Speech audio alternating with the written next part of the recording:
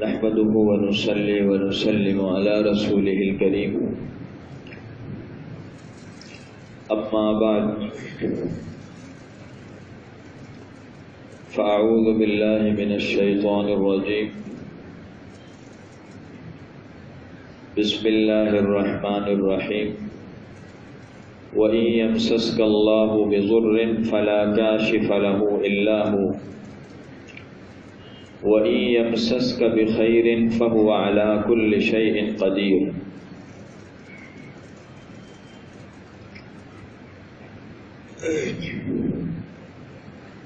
وقال الله تعالى في مقام آخر وَاسْتَعِينُوا بِالصَّبْرِ وَالصَّلَاةِ. صدق الله العظيم. وعن عائشة رضي الله عنها أن النبي صلى الله عليه وسلم كان إذا حزبه أمر فزع إلى الصلاة أو كما قالت.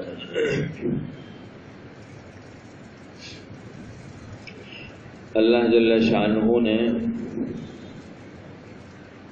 اس دنیا کو امتحان گاہ اور آزمائش کی جگہ بنایا.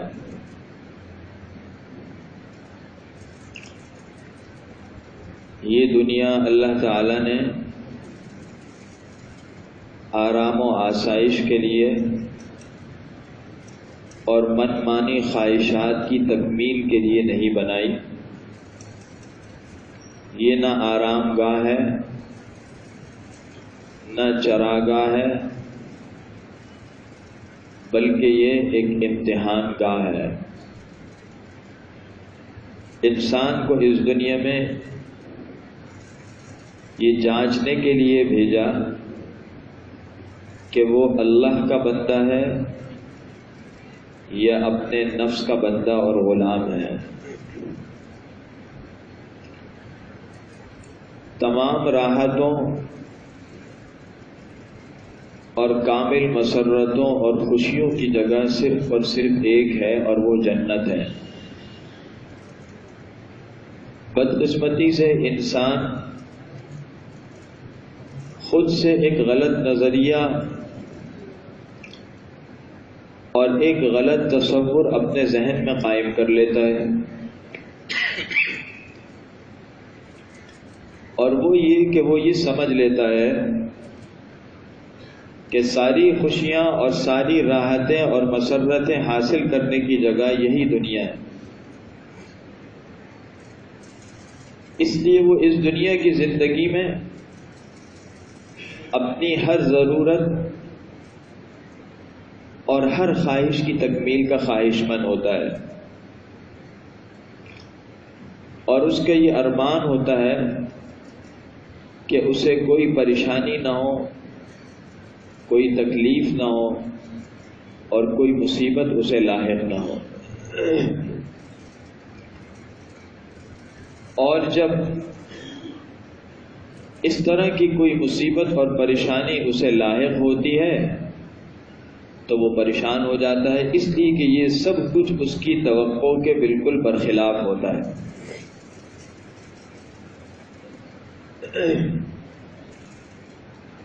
اللہ تعالیٰ نے اس دنیا میں انسان کو جس وقت بھیجا اسی وقت انسان کے ساتھ ناموافق حالات اور آزمائشوں کا ایک طویل سلسلہ بھی رکھ دیا. جو انسان اس دنیا میں آیا عام طور پر وہ انسان اپنے لیے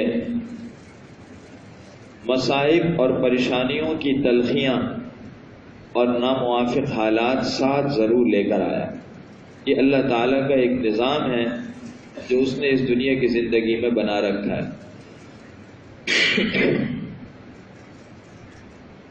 یہ مصائب اور پریشانیاں کیوں آتی ہیں اور اس کا حل کیا ہے؟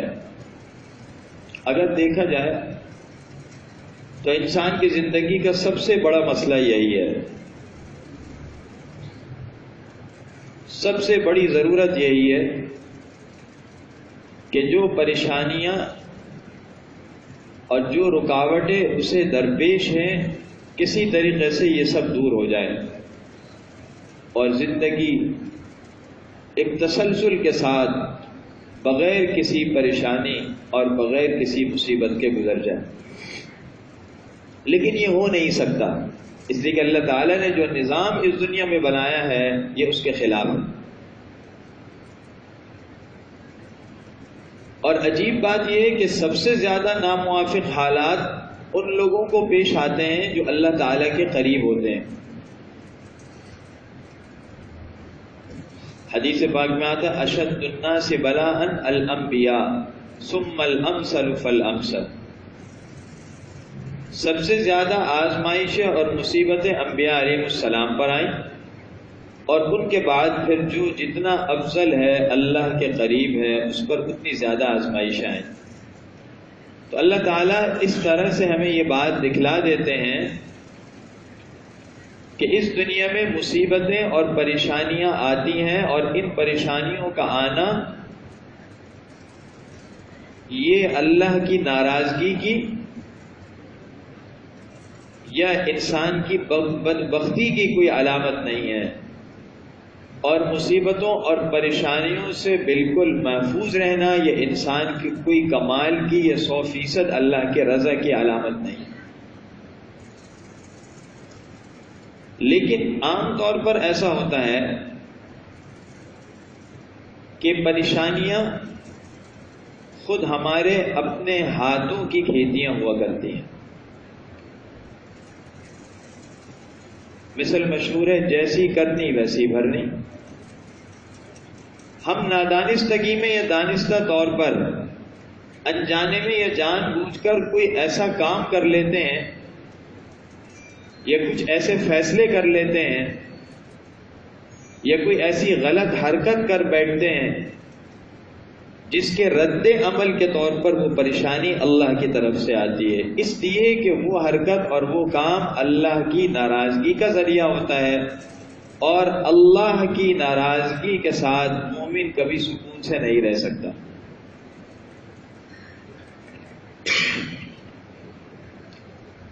پریشانیاں کئی طرح کی ہوتی ہیں، جسمانی پریشانیاں بھی ہوتی ہیں، بیماری آ گئی،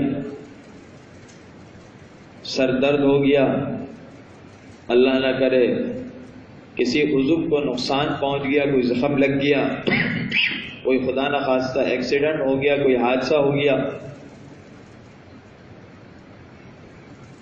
اور ذہنی پریشانیاں بھی ہوتی ہیں، کاروباری نقصان ہو گیا، کسی سے کوئی توقع تھی وہ پوری نہیں ہو سکی، کاروبار کے اندر کوئی نقصان ہو گیا، گھر کے اندر کوئی جھگڑا ہو گیا،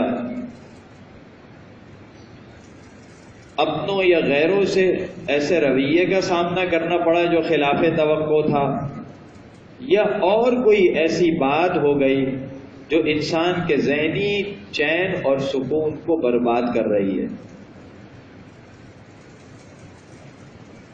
یہ بھی پریشانی ہوتی ہے۔ لیکن جتنی بھی پریشانیاں ہیں، جتنی بھی مصیبتیں ہیں، اس کے بارے میں مومن کا یہ نظریہ اور یقین ہے کہ یہ جو کچھ ہوا اللہ کی طرف سے ہوا، اور اس میں قصور ہمارا اپنا ہے۔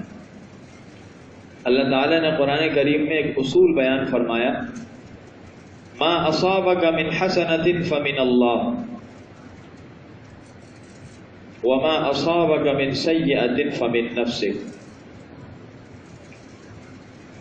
کہ اگر تمہیں کوئی خیر کی بات لاحق ہو گئی، کوئی کامیابی مل گئی، تمہارے امیدوں کے مطابق کوئی معاملہ ہو گیا،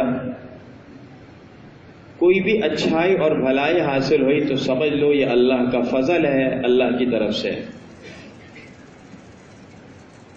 اور اگر کوئی دکھ درد ہو گیا، کوئی غم لاحق ہو گیا، کوئی نقصان ہو گیا، کوئی گھاٹا ہو گیا، کوئی اور جسمانی ذہنی روحانی تکلیف لاحق ہوئی، تو فرمایا فمن نفسک، سمجھو سراسر یہ تمہارا اپنا قصور ہے۔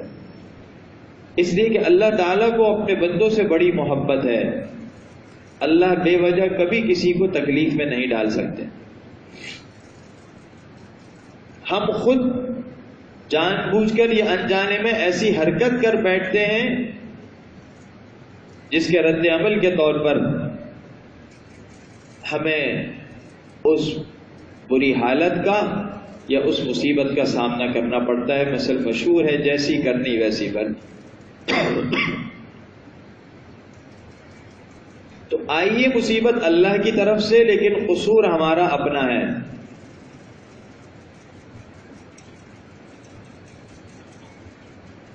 اب ایسے موقع پر کیا کیا جائے اور اس پریشانی کا اصل حل کیا ہے جس کو اختیار کر کے اس پریشانی کو دور کیا جائے؟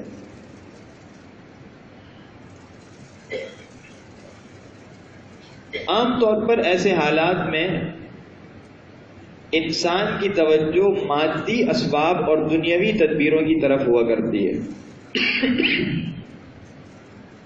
حفاظت کا انتظام بڑھا دے،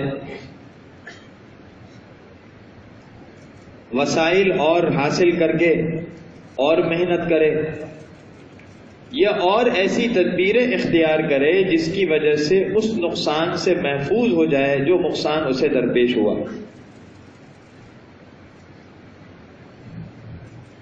اپنے متعلقین، قریبی دوستوں کو اعتماد میں لے کر اس مصیبت کو دور کرنے کی کوشش کرے. کسی بڑے کے پاس کوئی سفارش لے جائے، کوئی مالی معاوضہ یا مالی پیشکش ایسی ہو جس کی بنیاد پر کام بن جائے اور مصیبت دور ہو جائے. عام طور پر دنیا کے اندر یہ سلسلے چلتے ہیں، اور معاشرے کا ایک عمومی مزاج ایسا بن گیا کہ عام طور پر ذہن کی جو سوئی ہے، جو سوچ ہے، وہ اس سے آگے بڑھتی نہیں ہے. اسلام نے ہمیں یہ تعلیم دی کہ مصیبت اور پریشانی کے موقع پر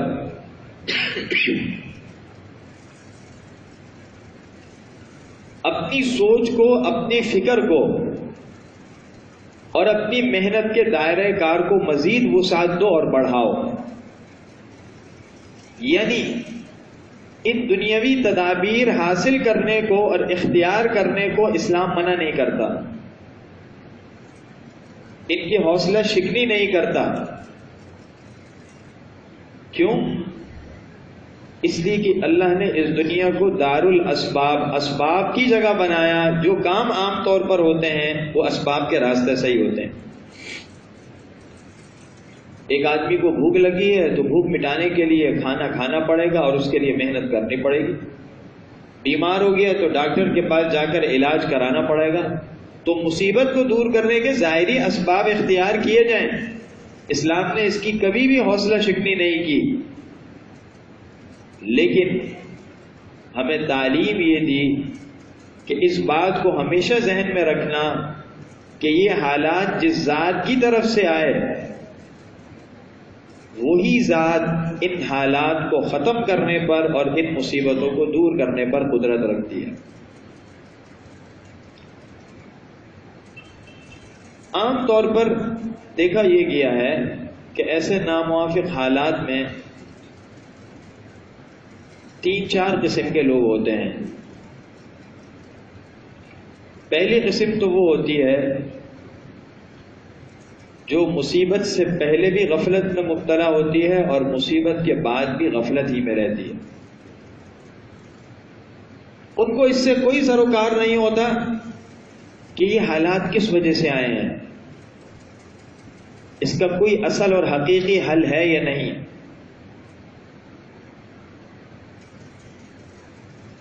اور وہ اپنی اس ذہنی یا جسمانی تکلیف اور پریشانی کو دور کرنے کے لیے ان ذرائع کا سہارا لیتے ہیں جن کو اللہ تعالیٰ نے منع کر رکھا ہے. یعنی گناہ کے ذریعے سے اور گناہ کی معصیت کی وقتی لذت کے ذریعے سے مصیبت کی کلفت کو ختم کرنے کی کوشش کرتے ہیں.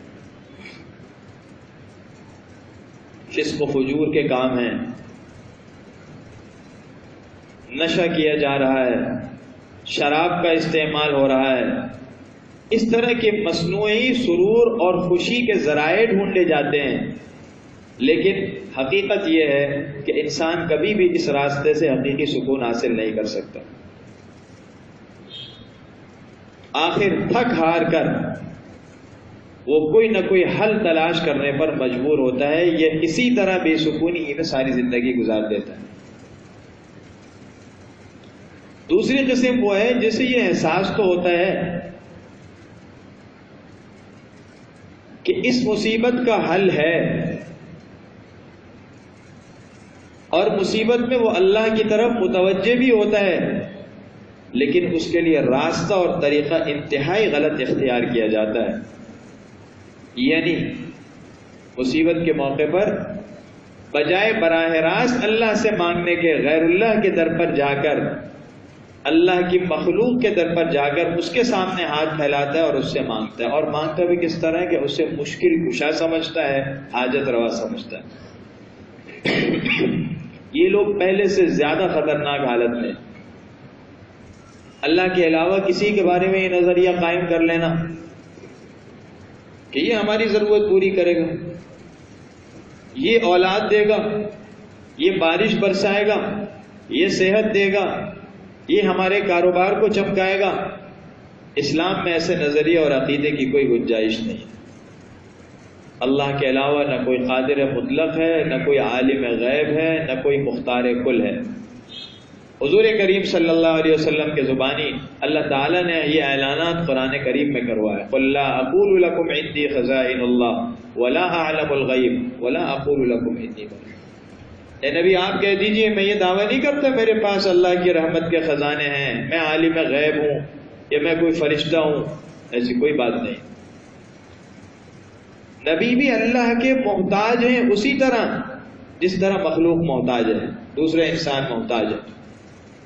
یہ اور بات ہے کہ اللہ کی مخلوقات میں جتنی اللہ کی پیدا کردہ مخلوق ہے اس میں اللہ کے یہاں سب سے اونچا درجہ اور سب سے اونچا رتبہ حضور کریم صلی اللہ علیہ وسلم کا، اور اس کے بعد انبیاء کرام علیہ السلام کا ہے۔ لیکن اس کی وجہ سے اللہ کی کسی صفت میں، کسی اختیار میں کوئی شریک نہیں ہو سکتا۔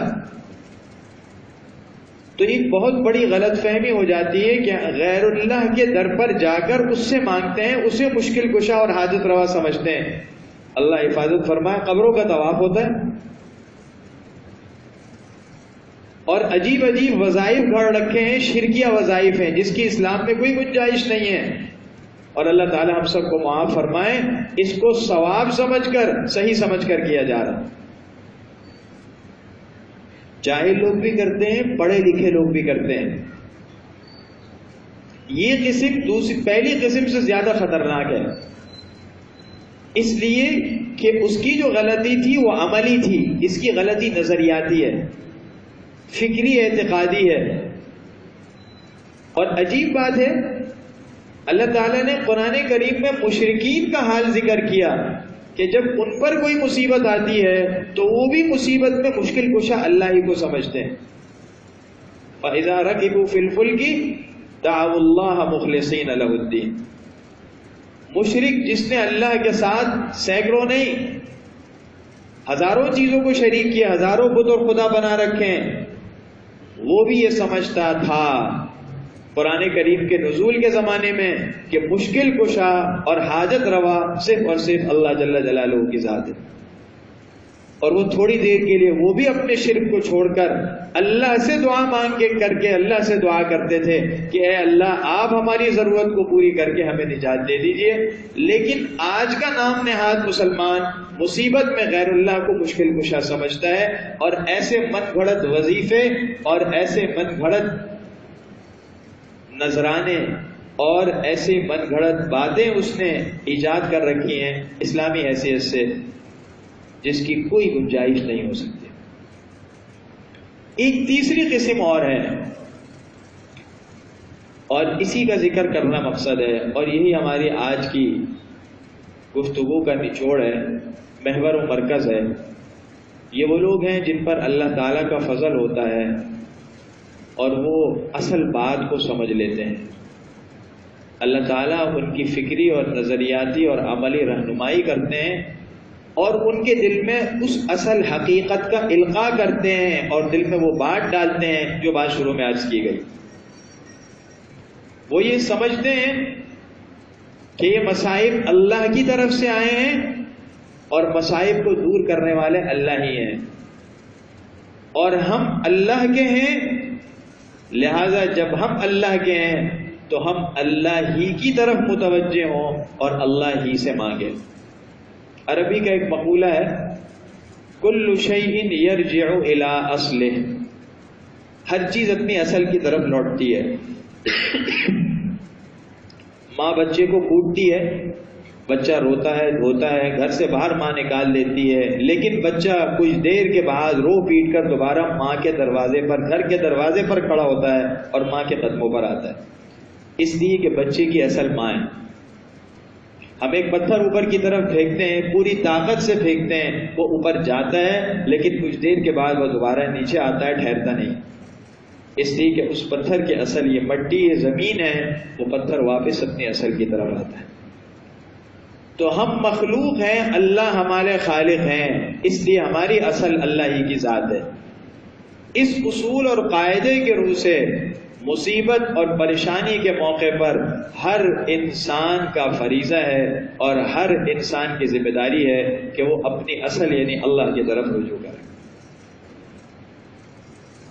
اللہ تعالیٰ نے قرآن کریم میں ان مشکلات اور مصائب کا فلسفہ ہی یہ بیان کیا. فرمایا یہ مصیبتیں کیوں آتی ہیں؟ لِيُذِيقَهُمْ بَعْضَ الَّذِي عَمِلُوا، ان کے بعض گناہوں کا ہم انہیں مزہ چکھانا چاہتے ہیں. گناہ تو بہت سارے ہیں، اگر ہر گناہ کی سزا مل گئی تو قرآن کریم میں دوسری جگہ کا مَا تَرَكَ عَلَيْهَا مِن دَابَّةٍ، زمین سے انسانوں کا ہی صفایا نہ ہو، ان سارے جانوروں کا، چوپاؤں کا، ہر مخلوق کا صفایا ہو جائے. انسان کے گناہ اتنے ہیں اور ان کی نحوست اتنی ہے. یہ ظلم، یہ بدکاری، یہ فسق و فجور، یہ اللہ کی ناراضگی والے کام، اللہ کے بندوں کو ناراض کرنے والے کام، ان کو تکلیف دینے والے کام اتنے اس زمین پر ہو رہے ہیں کہ انسان کا یہ حق نہیں کہ وہ اس زمین پر چین اور سکون کے ساتھ ایک لمحہ بھی گزار سکے. یہ اللہ کا فضل ہے. تو اللہ تعالیٰ سارے گناہوں کی سزا نہیں دیتے، کسی کسی گناہ کی سزا دے دیتے ہیں، اور فرمایا ہم یہ سب اس لیے کرتے ہیں لعلہم یرجعون، تاکہ وہ اللہ کی طرف لوٹ جائیں، اللہ کی طرف رجوع کریں. یعنی جب بندے نے گناہ کیا تو وہ اپنی اصل اپنے خالق سے دور ہو گیا. معصیت کی وجہ سے بندہ اللہ سے دور ہو جاتا ہے. اسی لیے اللہ ایک دعا کرتے ہیں کہ اے اللہ ہمیں معصیت کی دوری سے اور طاعت کے قرب سے سرفراز فرما. یا اللہ معصیت سے ہمیں دور رکھ اور ان گناہوں سے بچا جو آپ سے دور کریں، اور ان نیک اعمال کی توفیق دے جو آپ کے قریب. تو نیکی خود بخود بندے کو اللہ کے قریب کرتی ہے، اور معصیت اور گناہ خود بخود بندے کو اللہ سے دور کر دیتا ہے. جب گناہ ہوئے بندہ اللہ سے دور ہو گیا تھا، مصیبت اور پریشانی آ گئی، اللہ نے یہ پریشانی اس لیے بھیجی کہ بندہ اللہ کی طرف متوجہ ہو، اللہ کی طرف رجوع کرے. اب بندہ دوبارہ اللہ کے قریب آ گیا. تو مصیبت کا حل رجوع الی اللہ، کہ ہم اللہ کی طرف متوجہ ہو جائیں، اللہ کی طرف لوٹ جائیں. ایک قصہ مشہور ہے، کہتے ہیں ایک آدمی اندھیرے میں گھر کے باہر سڑک پر کوئی چیز تلاش کر رہا تھا. کسی نے اس سے پوچھا تو کہنے لگا میری کوئی چیز گم ہو گئی ہے. وہ بھی اس کے ساتھ تلاش کرنے میں شامل ہو گیا.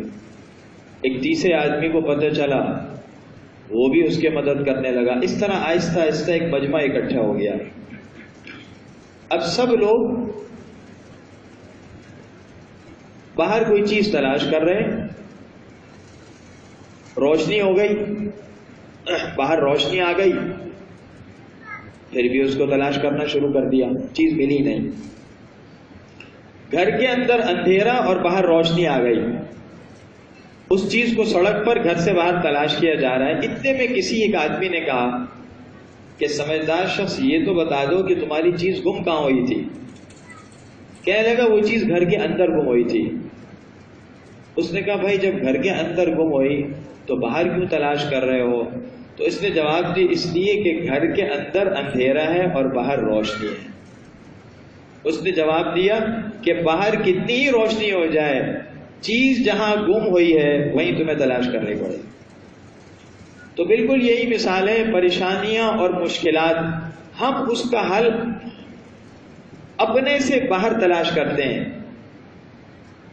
جو خارجی ذرائع ہیں، جو دوسری دنیاوی تدابیر ہیں ان میں تلاش کرتے ہیں، اور جو ہماری اندر کی چیز ہے رجوع الی اللہ، دل کا اللہ کی طرف متوجہ ہونا، اس میں اس کو تلاش نہیں کرتے، اس لیے ہم ہمیشہ بھٹکتے ہیں اور پریشان رہتے ہیں۔ اب رجوع الی اللہ کس چیز کا نام ہے؟ یہ بات ہم نے سمجھ لی کہ مصیبت کے موقع پر اللہ کی طرف رجوع کے سوا اور کوئی چارہ نہیں ہے، اور جتنی مشکلات ہیں، جتنے ناموافق حالات ہیں، ان تمام ناموافق حالات میں اللہ کو منانے اور اللہ سے مانگنے کے علاوہ ہمارے پاس کوئی دوسرا راستہ ہی نہیں ہے، تو یہ راستہ طے ہے۔ لیکن رجوع الی اللہ کیسے ہوگا؟ اس کے لیے ہمیں چند کام کرنے پڑیں گے۔ پہلا کام استغفار۔ اللہ تعالیٰ نے قرآن کریم میں اور نبی کریم صلی اللہ تعالی علیہ وسلم نے اپنے ارشادات مبارکہ میں یہ بات بار بار واضح فرمائی ہے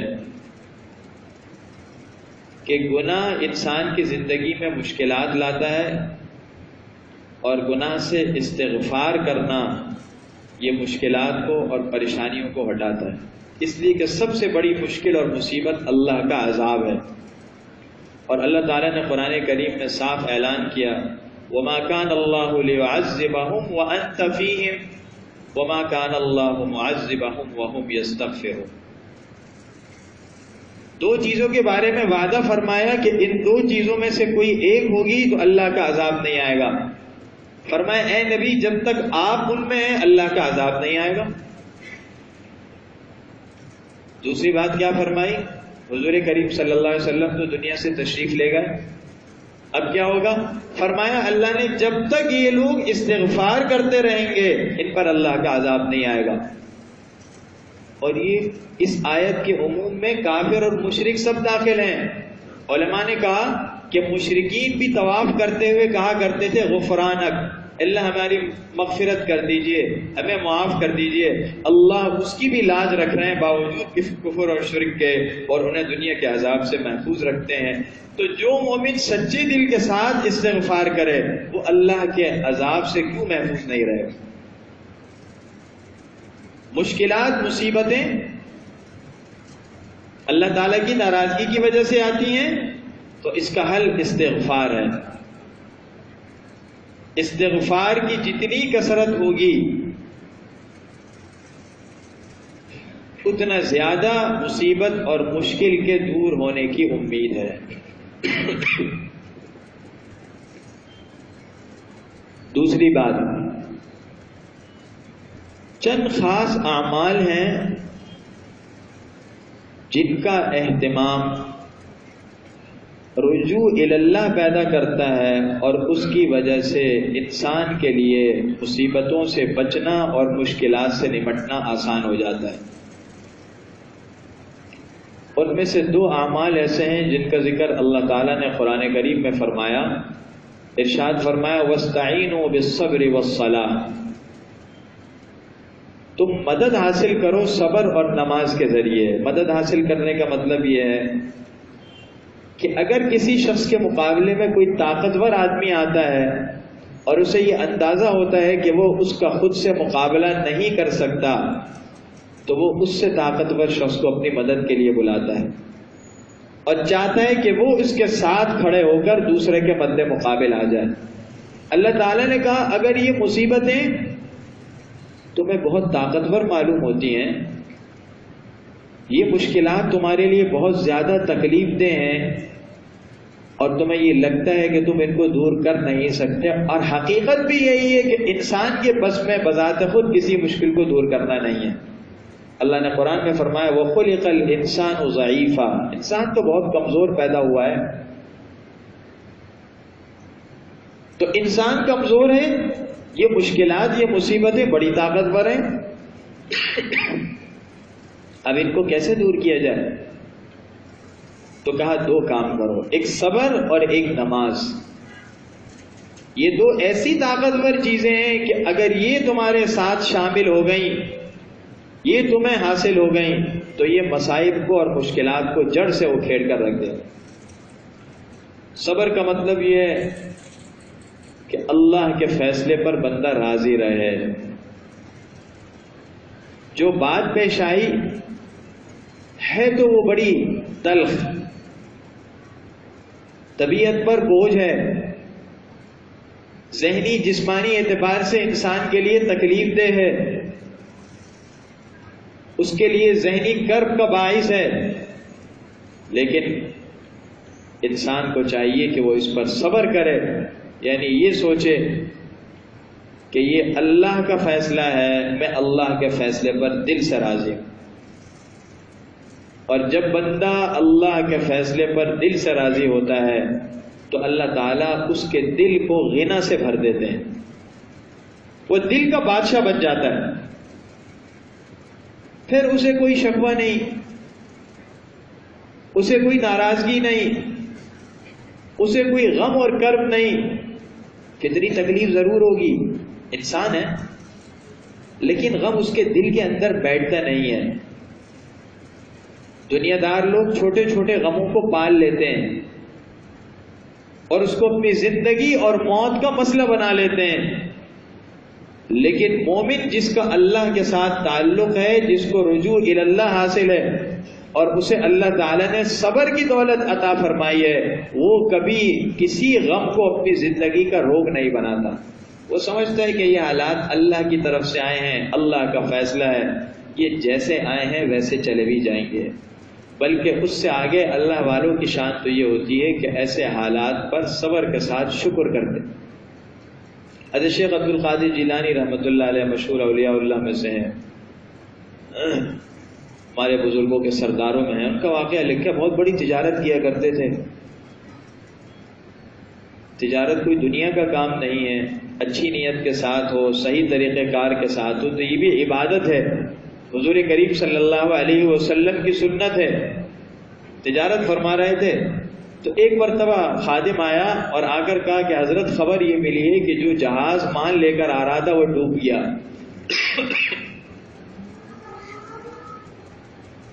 ارشاد فرمایا الحمدللہ. تھوڑی دیر بعد خادم پھر بھاگتا ہوا آیا اور اس کے چہرے پر خوشی کے آثار تھے. اس مرتبہ کہنے لگا حضرت وہ خبر غلط نکلی، پتہ چلا کہ وہ جہاز جو مال لے کر آ رہا تھا وہ بچ گیا، محفوظ ہے. فرمایا الحمدللہ. اس نے کہا بڑی عجیب بات ہے، دونوں موقع پر آپ نے کہا الحمدللہ.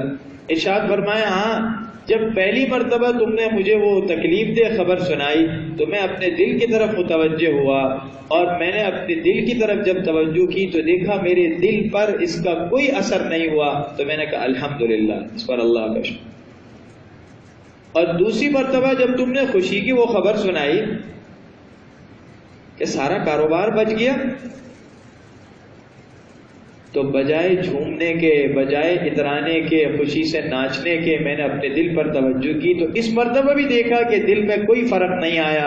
جیسے پہلے اللہ سے راضی تھا اب بھی اسی طرح اللہ سے راضی ہے. تو میں نے کہا الحمدللہ. تو اللہ کے نیک بندے تو صبر کو میٹھا گھونٹ بناتے ہیں اور اس صبر کو شکر کا ذریعہ بناتے ہیں اور اس پر اللہ تعالیٰ کے شکر گزار ہوتے ہیں کہ یہ حالت بھی اللہ کی طرف سے ہے. سوال یہ پیدا ہوتا ہے کہ الحمدللہ کیوں کہتے ہیں؟ اس کا جواب یہ ہے کہ الحمدللہ اس لیے کہتے ہیں کہ جب ہم بیمار ہوتے ہیں اور اللہ نہ کرے کوئی اچھا ڈاکٹر یہ فیصلہ کرتا ہے کہ آپ کا آپریشن کیا جائے گا تو ڈاکٹر سرجری بھی کرتا ہے. ہم سرجری کے لیے خود سے جاتے بھی ہیں اور ڈاکٹر جب سرجری کرتا ہے تو اس وقت کی تکلیف کو برداشت بھی کرتے ہیں. اور جب آپریشن کامیاب ہو جاتا ہے تو ڈاکٹر کا شکریہ بھی ادا کرتے ہیں اور اسے ایک معقول غیر معمولی معاوضہ بھی دیتے ہیں. یہ اس بات کا شکریہ ہے، خوشی کا اظہار ہے کہ آپ نے میرے ساتھ مہربانی کی. تکلیف ہوئی لیکن یہ آپ کی مہربانی تھی، میری زندگی بچ گئی، میری صحت لوٹ آئی. مومن بھی یہ سمجھتا ہے کہ یہ مصیبتیں اور مشکلات انسان کے لیے گناہوں کا تریاق ہیں. گناہوں کا جو زہر اندر جا رہا تھا اس نے اس کو جڑ سے اکھیڑ دیا اور اللہ کی ناراضگی ختم ہو گئی.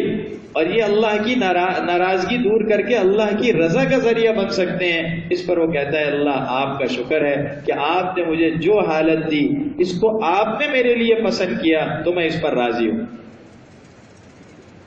اس لیے کہ ایک ہماری چاہت ہے، ایک اللہ کی چاہت ہے. ہماری چاہت تو یہ کہ ہمیں کوئی پریشانی نہ ہو، کوئی تکلیف نہ، اور ایک اللہ کی چاہت ہے.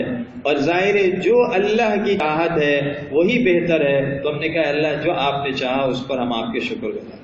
اور دوسرا عمل صلاح، نماز ہے. حدیث پاک میں ہے کہ نبی کریم صلی اللہ علیہ وسلم کو جب کوئی دشواری، کوئی مشکل، کوئی پریشانی لاحق ہوتی فزع الی الصلاح، آپ نماز کی طرف لپکتے تھے. یعنی جس طرح ہم دنیاوی اعتبار سے تدبیر کی فکر کرتے ہیں، کوئی پریشانی ہوئی فوراً کہا ڈاکٹر سے رابطہ کرو، فوراً کہا اسپتال لے کر جاؤ، فوراً کہا یہ کام کرو. حضور کریم صلی اللہ علیہ وسلم کی سنت مبارکہ یہ تھی، ایسے موقع پر فوراً اللہ کی طرف متوجہ ہوتے. اور اللہ کی طرف متوجہ ہونے کا سب سے بڑا عمل نماز ہے.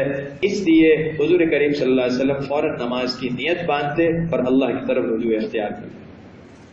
تو مصیبت میں کر کے دیکھیں، مشکلات میں ہم نے اپنے بعض بزرگوں کو دیکھا کہ انہیں خبر ملی کہ فلاں قریبی رشتہ دار کا انتقال ہو گیا. انہوں نے جیسے ہی بات سنی کہا انا للہ و انا الیہ راجعون، اور فوراً کھڑے ہو کر 2 رکعت نماز کی نیت باندھی. یہ تھا رجوع اللہ صلاۃ کے ذریعے سے.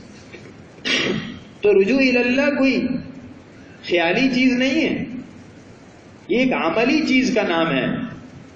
صبر ہوگا، نماز کا اہتمام ہوگا تو اس کے ذریعے سے اللہ کی طرف رجوع ہوگا. تیسری بات حدیث پاک میں آتا ہے، چوتھا عمل استغفار، تیسرا عمل. اور چوتھا عمل یہ حدیث پاک میں آتا ہے کہ نبی کریم صلی اللہ تعالی علیہ وسلم نے حضرت ابو موسیٰ اشعری رضی اللہ تعالی عنہ کو سنا کہ وہ اس کلمے کا ورد کر رہے تھے، لا حول ولا قوت الا باللہ. حضور صلی اللہ علیہ وسلم نے فرمایا یہ جنت کے خزانوں میں سے ایک خزانہ ہے. اور ایک حدیث میں اس پر بڑی بشارت آئی ہے کہ یہ بہت سی بیماریوں کا اور بہت سی پریشانیوں کا علاج ہے، جن میں سے ایک اہم پریشانی اور بیماری ہے ہم. انسان کو جو ذہنی فکر اور ذہنی تشویش اور پریشانی لاحق ہوتی ہے، اللہ تعالیٰ نے اس کلمے کے اندر یہ تاثیر رکھی ہے کہ وہ اس کو جڑ سے کاٹتا ہے.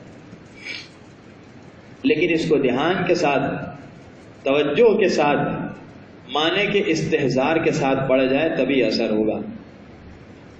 اس لیے کہ وظیفہ اصل میں رٹنے کا نام نہیں ہے، وظیفہ تو اللہ کی طرف رجوع کا نام.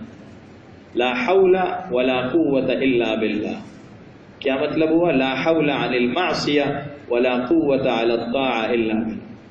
کسی بھی گناہ سے اور برائی سے حفاظت، اس کو پھیرنا، اس سے بچنا اور ہٹنا، اور کسی بھی نیکی اور خیر کی قوت اور طاقت یہ اللہ ہی کی طرف سے ہے، اللہ ہی کی مدد اور توفیق سے ہوتی ہے. جب آدمی اس ذہن کے ساتھ اس کلمے کا ورد کرتا ہے تو اللہ تعالیٰ کی طرف سے پریشانیاں دور ہوتی ہیں. تو مصیبت کے موقع پر رجوع الی اللہ اختیار کیا جائے. اور رجوع الی اللہ صرف دوسرے کے پاس جا کر اس سے دعا کرانے کا نام نہیں ہے، یہ صرف وظیفوں کے رٹنے کا نام نہیں ہے، بلکہ خود عملی اور فکری محنت کا نام. آج ایک بات یہ بھی چل پڑی ہے اور ایک اچھی بات ہے کہ جی مصیبت آئی، کسی سے کہا بھائی، کسی بزرگ سے، کسی اللہ والے سے کہا میرے لیے دعا کرو. بے شک ایسا ہی ہے، لیکن اس کو کافی سمجھنا غلط ہے. اللہ تعالیٰ نے تو یہ مشکلات اس لیے بھیجی کہ اللہ چاہتے ہیں ہم رجوع کریں، اور ہم سمجھتے ہیں کہ ہمیں رجوع کی ضرورت نہیں ہے، دوسرا ہماری طرف سے دعا کرے گا تو کام ہو جائے گا. تو وہ مسئلہ کیا ہے؟ وہیں کا وہیں کھڑا ہو. یہ وظیفے کرتے ہیں تو وظیفے ہو رہے ہیں لیکن جب استغفار نہیں ہے، گناہوں سے بچنے کا اہتمام نہیں ہے، تو اس وظیفے میں کوئی جان نہیں ہے۔ جو وظیفہ اللہ کی ناراضگی والے کاموں کے ساتھ ہوگا وہ وظیفہ کھوکھلا ہے، بے جان ہے۔ اس وظیفے کے اندر قوت اور طاقت اعمال کے ذریعے سے آئے گی اور استغفار کے ذریعے سے، گناہوں سے حفاظت کے ذریعے سے آئے گی۔ اب اگر کسی کو یہ کہو جی آپ کی یہ مشکل ہے، ایسے موقع پر آپ نمازوں کا غیر معمولی اہتمام کریں اور صبر کا اہتمام کریں، استغفار کا اہتمام کریں، تو وہ اس کو کوئی اہمیت نہیں دے گا۔ اور جب کہا جائے جی فلاں وظیفہ اختیار کریں یا فلاں وظیفہ کا اہتمام کریں تو وہ اس پر بخوشی تیار ہو۔ یہ ہماری سوچ کی غلطی ہے۔ سب سے بڑا وظیفہ اللہ کی طاعت اور اللہ تعالیٰ کی رضا والے اعمال اختیار کرنا اور اللہ کی ناراضگی والے کاموں سے بچنا۔ اور آخری چیز دعا ہے۔ حدیث پاک میں دعا کو مومن کا اسلحہ قرار دیا گیا، اس لیے رجوع الی اللہ کا سب سے آخری اور اہم نقطہ اللہ سے مانگنا ہے۔ حدیث پاک میں کہ دعا ایک واحد ایسی چیز ہے جو تقدیر تک کو ٹال دیتی ہے، اس کے اندر اتنی قوت ہے۔ تقدیر اللہ کا فیصلہ ہے، لیکن اللہ نے یہ فیصلہ کیا کہ اگر یہ بندہ دعا کرے گا اور جیسے دعا کرنی چاہیے، جیسے مانگنا چاہیے مانگے گا، تو اللہ نے یہ فیصلہ کہ میں اپنا فیصلہ واپس لے لوں۔ دعا اللہ کے فیصلے سے ٹکراتی نہیں ہے، یہ دعا اللہ کی بارگاہ میں عرض کرتی ہے، سفارش کرتی ہے مومن کے لیے۔ یوں سمجھیے اللہ تعالیٰ اپنی مشیت، اپنے ارادے سے اس فیصلے کو بدل دے اور اللہ کو ہر چیز پر قدرت ہے۔ تو ہمیں چاہیے کہ ہم ان اعمال کا اہتمام کریں اور مشکل اور مصیبت کے موقع پر اللہ کی طرف رجوع کرنے ہی کو اپنی کامیابی سمجھیں، اور ایسے مواقع پر کسی بھی قسم کی نظری، فکری اور عملی کوتاہیوں سے اپنے آپ کو بچا کر رکھیں، اپنے آپ کو دور رکھیں۔ اللہ تعالی ہم سب کو عمل کی توفیق عطا فرمائے۔ وآخر دعوانا الحمد للہ رب العالمین۔